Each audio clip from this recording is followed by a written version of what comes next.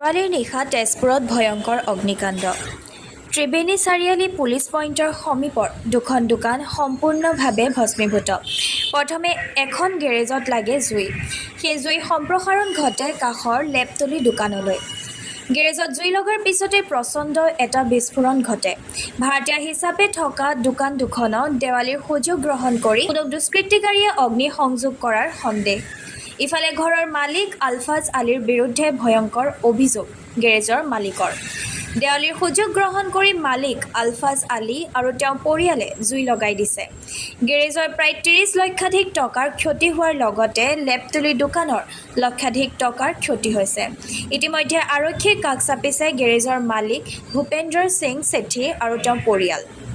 আমাৰ লগতে গেৰেজ আছিলে, দাদাই চলাই এইটো 50 বছৰতকৈ ওপৰত 50 বছৰতকৈ ওপৰত হ'ব। আগতে দেউতাই চলাই আছিলে, তাৰপিছত দেউতাৰ ঢুকোৱাৰ পিছৰ পৰা আমি ভাই ককাইবিলাকে চলাই আছোঁ। কমচে কম 30 লাখৰ ওপৰতে হ'ব, কাৰণ মেচিনেৰী আছে, বহুত মেচিনেৰী আছে আৰু কাষ্টমাৰৰ বেয়া বস্তুবিলাকো আছে যে তাত ঠিক কৰিবলৈ। সন্দেহ নহয়, এইটো সঠিকভাৱে ক'ব পাৰোঁ কি ইয়াৰ ঘৰৰ মালিকে জ্বলাইছে। এইটো আলফাজ আলী। ঘৰৰ মালিকৰ নাম কি? আলফাজ আলী, লগতে কুৰবান আলী, তেওঁৰ সম্বন্ধীয় তাৰ বৰ্তাক কুৰবান আলী আৰু তেওঁৰ পুতেক গৰিব আলী, এই তিনিজনে মিলি জ্বলাইছে। কাৰণ এই 6 মাহৰ পৰা সিহঁতে আমাক কৈ আছিলে কি ঘৰটো খালী কৰি দি আমি এটা বিল্ডিং বনাব লাগে। আমি ক'লোঁ ইয়াত ইমান ডাঙৰ ডাঙৰ মেচিন আছে, আমি এইটো ক'ত লৈ যাম? আৰু লগতে আমাৰ 7-8টা ফেমিলি আছে যোনবিলাক ইয়াতে কাম কাজ কৰি নিজৰ পৰিয়ালবৰ্গ চলাই আছে, তাৰ পৰাই চলি আছে, পৰিয়ালবৰ্গ চলাই আছে। তো আমি ক'লোঁ কি বেলেগ জেগা আমাক দি আমি তাত শ্বিফ্ট কৰি যাম, আপোনালোকে বিচাৰি দিয়ক। কিন্তু সিহঁতে বিচাৰিলে, সিহঁতে নাপালে, দিব নোৱাৰিলে।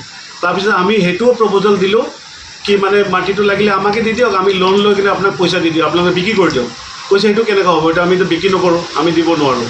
তো সেইকাৰণে আলোচনা কৰোঁতে এই জ্বলোৱা কালিৰ পৰা 1.5 মাহমান আগতে আহিছিলে, মোৰ চেম্বাৰত বহিছিলে এই আলফাজ আলী, কুৰবান আলী আৰু তেওঁৰ ল'ৰা আৰমান আলী, আলফাজ আলী আৰু কুৰবান আলী, এই 3টা আহিছিলে। আহি কিনে ক'লে, ডিছকাশ্যন কৰিলে কেনেকৈ খালী কৰিব কিন্তু মই ক'লোঁ খুৰা বুলি মই এড্ৰেছ কৰোঁ কুৰবান আলীক। মই ক'লোঁ খুৰা এইটো কেনেকৈ হ'ব, আমাৰ 8জন পেটত লাভ পাৰিব নেকি? আমি মেচিনবিলাক ক'ত লৈ যাম? মেচিন লৈ যাওঁতে ডাঙৰ জেগাই নাই, কিমান টনৰ মাল আছে, তাত ক'ত ৰাখিম মেচিন, ইমান ডাঙৰ ডাঙৰ মেচিন। তেতিয়া ক'লে ঠিক আছে, মোক মানে ধমকি দিলে, ভাবুকি দিছে কি আমি জানো কেনেকৈ খালী কৰাব লাগে। কোনে ভাবুকি দিছে আপোনাক? ভাবুকি 3জনে মিলি ভাবুকি দিছে, কৈছে আমি জানো, ভালকৈ জানো কেনেকৈ। কি বুলি কৈছে আপোনাক? ক'লে কি আমি জানো কেনেকৈ ইয়াত খালী কৰিব লাগে। সেইকাৰণে আমি একদমভাৱে সঠিক এইটো দেৱালীৰ সুযোগ লৈ জ্বলাই দিলে। আৰু যিহেতু সেইটো এৰিয়াত গোটেই বিজনেছ এৰিয়া, তাত কোনো মানে তেনেকুৱা পপুলেশ্যন নাই, হিন্দু মানুহ নাই, তাত মানে পতাকা জ্বলোৱাই নাই। আৰু যিহেতু জুবিন গাৰ্গৰ কাৰণে মানুহবিলাকে এইবাৰ পতাকা ফুটোৱাও নাই, সেইকাৰণে তাত যে দেৱালীৰ কিবা পতাকা দি জুই লগাৰ কোনো সম্ভাৱনা নাই। আৰু অনুসন্ধান কৰি ৰাতি গম পালোঁ কি এইটো একদম পিছফালৰ পৰা জুইটো লগাই দিছে, জানি শুনি লগাই দিছে গোটেইখিনি। মাৰোৱাৰী হোটেলতো সিহঁতৰ প্লেনিং আগৰ পৰাই বনাবৰ কাৰণে। তাৰ আগফালে মাৰোৱাৰী দোকানটো সিহঁতেও জুই লগাই দিছে ফাৰ্ষ্ট। সিহঁতে ভাবিছিলে একেলগে গোটেইখিনি জ্বলি যাব 1-1.5 বছৰৰ আগতে। লাষ্টত সিহঁতে যেতিয়া জ্বলি গ'ল, উপায়বিহীন হৈ সিহঁতে এৰি দিলে। আমি যেনে তেনে নিজৰ গেৰেজটো বচাই লৈছিলোঁ।